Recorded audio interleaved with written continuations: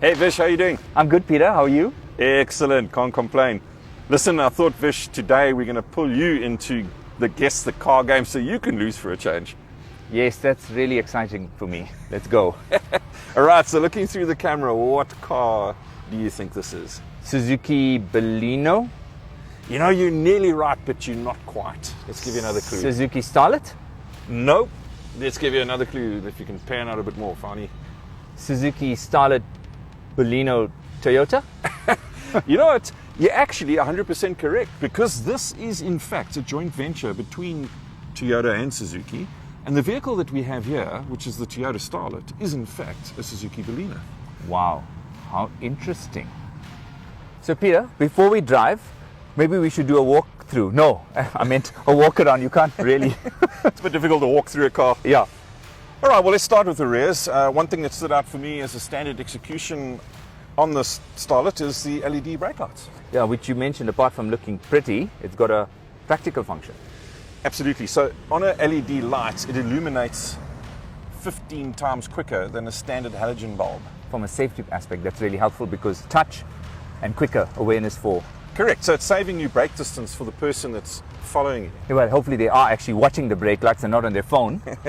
Well, that's the other thing. So an LED bulb is also nice and bright as well. So a fantastic safety feature, and they also last very long as well. So LEDs typically have a 50,000 hour life cycle. Versus a bulb, which, well, who knows? yeah. So the execution of the car is evident as we go along the side here. So we can see the diamond cut alloy wheels, you can see the chrome handles, as well as the keyless entry. So if you touch that, it unlocks the vehicle. And then if we move to the front and have a look at the lights over here, Vish, what we see here is we've got fog lights, then you've got your LED daytime running lights. And it's a proper strip. It's a proper strip, so it's not notched, it's a nice seamless More strip. Vegas than anywhere else. And then on the XR, we have projector beams. Okay, and I'm sure you're going to explain to me why projector beams are more helpful than normal beams, right? Yes, of course. So if you've got a hyperbolic lens, you're quite restricted in terms of how long your low beam is allowed to be. So it's normally about 45 meters. With a projector beam, because it's very focal, you're allowed to make that beam actually longer to about 65 meters, which makes a massive difference. And it doesn't blind everybody oncoming traffic. Not blinding everybody on oncoming traffic, but it gives you much better visibility at night. There you have the walk around, Vish. I think maybe it's time for us to take a nice test drive in the vehicle. Let's go drive it and see. Okay, Peter, we are in the Toyota Starlet. Twinkle, twinkle, little starlet. How I wonder where you are at. Don't end your sentences with a presupposition. Oh, sorry. My bad. Okay, retake that bit. Okay, so you were asking me earlier, as we were cruising around in this car, there's certain features in this. Yeah, what are the main features, or what are some must-have features that you want when you're buying a compact vehicle? Well, in this segment, I think most importantly is an air conditioner that works properly. Well, how about this? The Starlet doesn't just have an air conditioner, it's got an automatic air conditioner. And there's a distinction that needs to be drawn between a manual aircon and an automatic air conditioner. Please explain, monsieur. Well, an automatic air conditioner, you set the cabin temperature. So the temperature coming out of the vents will vary to make sure that it controls the cabin temperature at a consistent temperature. And therein lies a safety feature, because two things. First of all, the body operates optimally at 22 degrees. So we can set it to 22 degrees. If you are colder than 22 degrees, your core temperature tries to recover, which takes energy. Yes.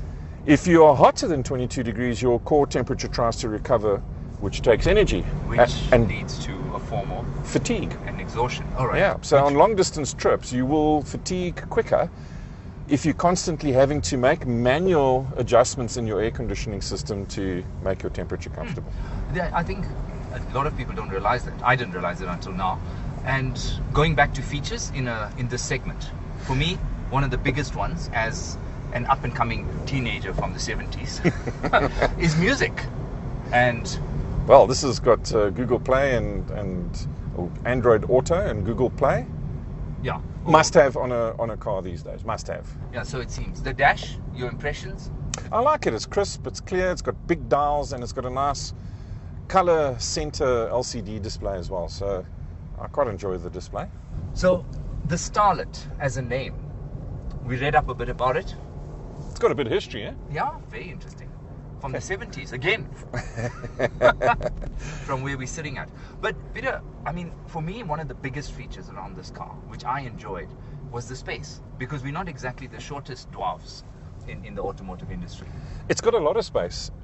I mean, you put your seating position in the front seat as to how you would normally drive this vehicle, and you will still able to fit myself with space to spare behind yourself. Yeah.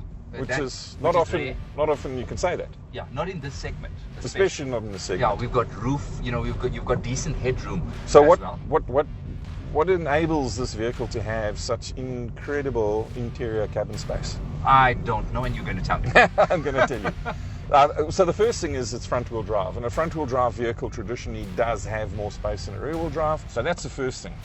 But the second thing is the rear suspension is a torsion beam suspension. So it's a very uncomplicated, very compact suspension system that now offers you more space at the rear as well. So between the front engine or the front wheel drive configuration and the torsion beam suspension at the rear, you're able to get a lot more space. You've noticed the boot is quite deep.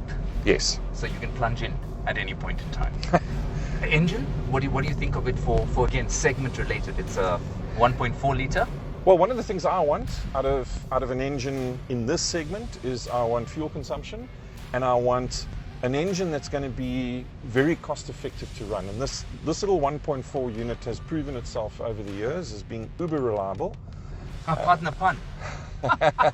Yeah. And it runs on the smell of an oil rag, literally. So the fuel consumption on this is brilliant.